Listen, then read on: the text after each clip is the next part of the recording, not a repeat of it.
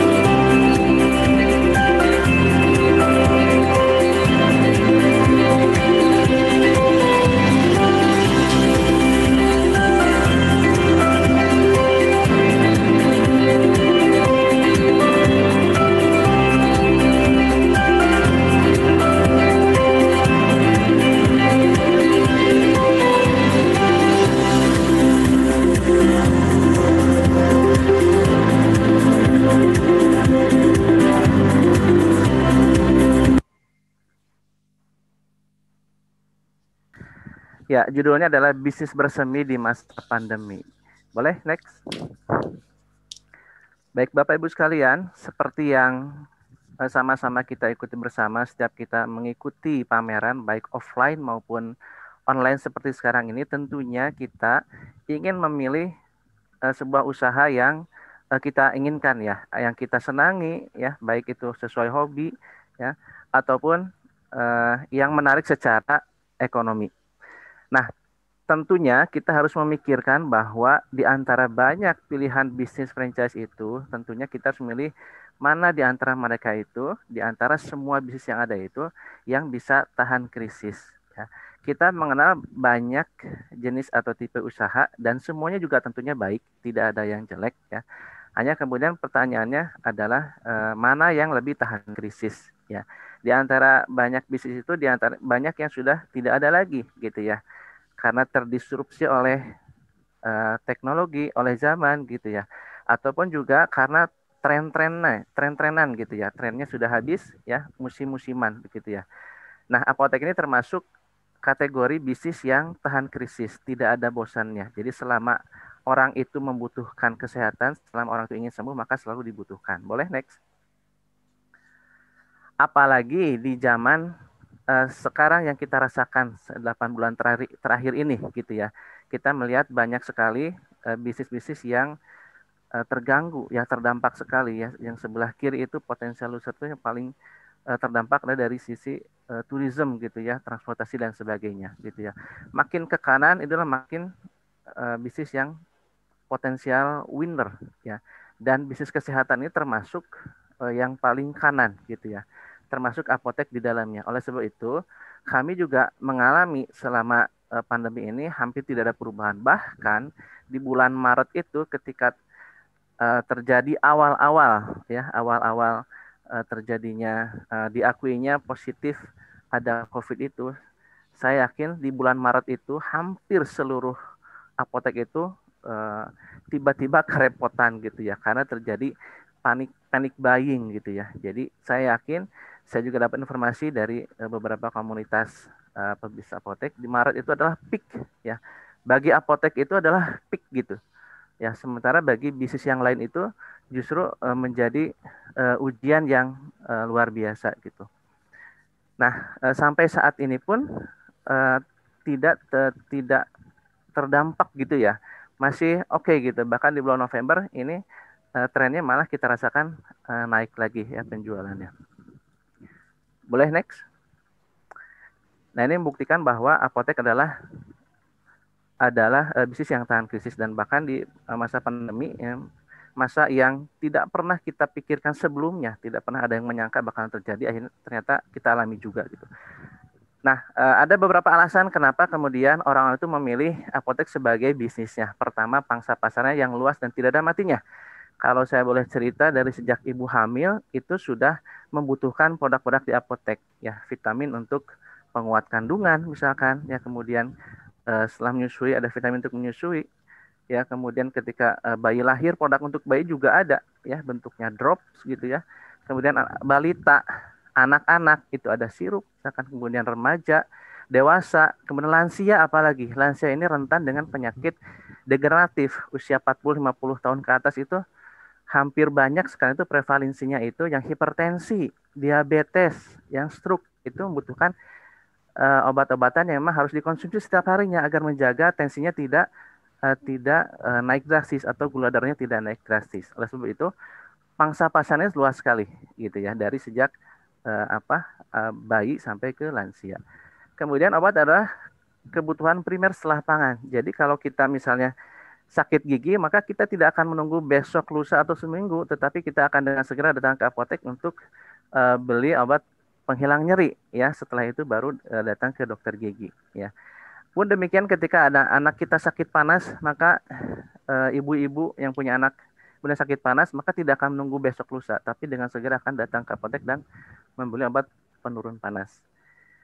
Kemudian ada sisi lain ya, bisnis dimensi sosial. Jadi bayangkan Bapak Ibu sekalian punya apotek di satu daerah ya, kemudian banyak orang yang merasa terbantu dengan adanya apotek kita, maka itu menjadi berkat bagi masyarakat di sekitar itu. Boleh next?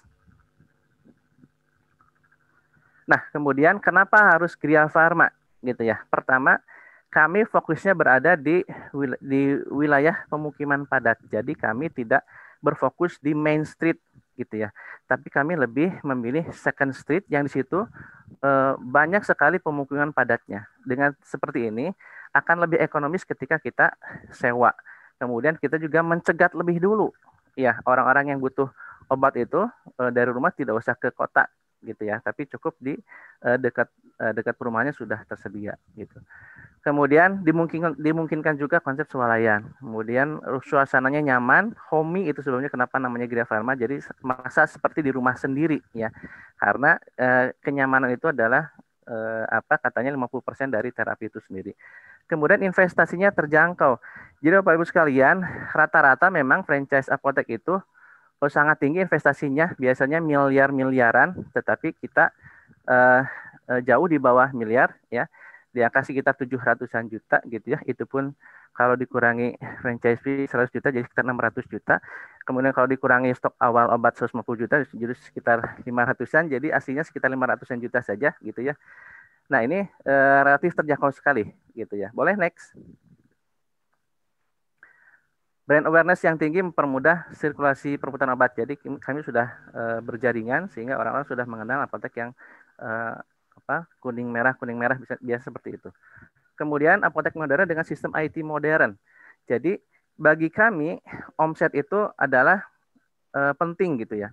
Tetapi jauh lebih penting adalah bagaimana mengamankan omset yang sudah kita miliki itu, bagaimana agar tidak bocor. Seringkali usaha kita itu usahanya rame gitu, tapi ternyata uangnya kok nggak ada, kemana larinya. Nah inilah kami dengan sistem IT yang kami kembangkan sejak 2007 dan terus diupdate sampai sekarang ini, kami sudah berupaya menghindarkan dari kebocoran-kebocoran baik kebocoran barang maupun kebocoran uang. Ya, nah dan itu pun masih diupdate sampai sekarang dan kami menggunakan barcoding ya untuk setiap item obat sehingga uh, ketika penjualan itu sudah by barcode.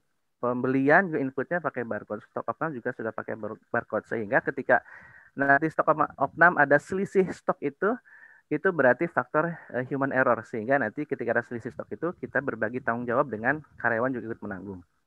Kemudian interior eksterior ini kita juga setting agar lebih menarik. Jadi kalau biasanya fasilitas kesehatan itu dianggap menakutkan, mengerikan, ini kami ingin membalikkan itu semua. Kemudian founder Giravan adalah apoteker. Jadi apoteker ini adalah orang atau profesi yang paling mengerti tentang bisnis apotek itu sendiri. Boleh next. Ini beberapa support dari kami. Pertama, penentuan lokasi yang tepat. Karena apotek ini termasuk kategorinya bisnis retail sehingga key success faktornya katanya pertama adalah lokasi, kedua lokasi, ketiga lokasi. Sehingga di awal kami akan bantu dengan metode yang kami miliki untuk menentukan apakah scoring lokasi tersebut itu oke atau tidak untuk dibuat apotek. Kemudian interior exterior outlet juga nanti akan kami bantu. Jadi dari sisi branding juga kami bantu. Kemudian seleksi SDM yang sesuai standar. Jadi Bapak sekalian, selain lokasi, SDM juga termasuk yang paling penting, faktor yang sangat penting oleh berikan tools-tools yang selama ini kami pakai gitu, selama ini kami gunakan ya untuk mendapatkan SDM-SDM yang secara kompetensi bagus dan secara karakter juga bagus. Bagaimana cara menyeleksi agar orang-orang dengan standar IQ-nya berapa, misalkan kemudian karakternya seperti apa, nanti kami bantu juga. Training awal SDM, pendampingan profesional, SOP, strategi pemasaran dan sebagainya. Boleh next. Ini penampakan dalamnya, interiornya. Boleh next. Eksteriornya kira-kira seperti ini. Boleh next. Nah ini contoh-contoh marketing dan promotion. Jadi karena kami lebih dekat perumahan, maka aktivitas marketingnya itu lebih sering melibatkan banyak warga sekitar. Boleh next. Ini kira-kira value yang kami tawarkan, gitu ya, buka lebih pagi, tutup lebih malam. Jadi kenapa kami tidak memilih 24 jam? Karena walaupun sebetulnya tidak salah pilihan 24 jam itu, kami juga ada outlet yang 24 jam, tapi sangat-sangat selektif sekali, gitu ya.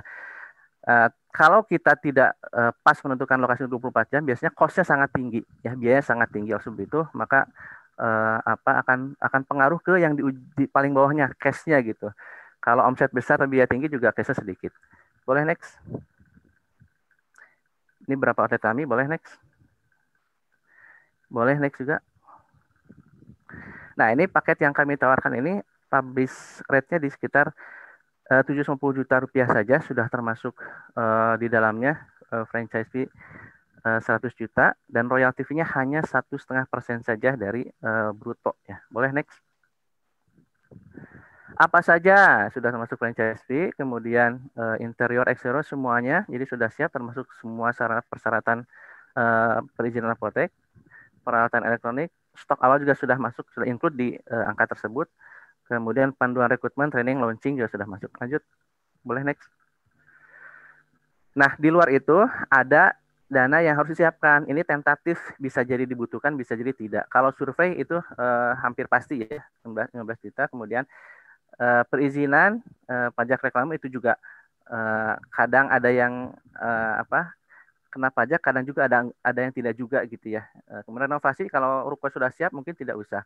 Sewa tempat kalau sudah milik sendiri juga mungkin tidak usah. Cara operasional itu untuk 3 bulan atau sampai 6 bulan. Boleh next. Nah ini khusus untuk event ini kami memberikan special offering ya.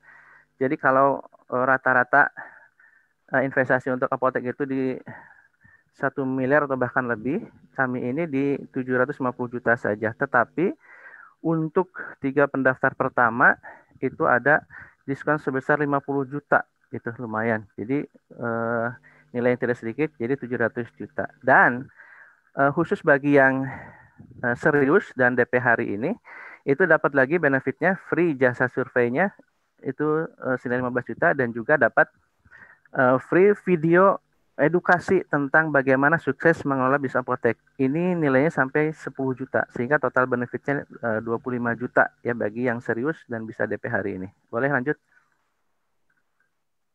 Nah, bagaimana langkah-langkahnya? Seperti biasa, ada application form, kemudian mendapatkan presentasi bisnis, ada proteksi area, survei, operasional, pelunasan, training, sampai grand opening. Lanjut.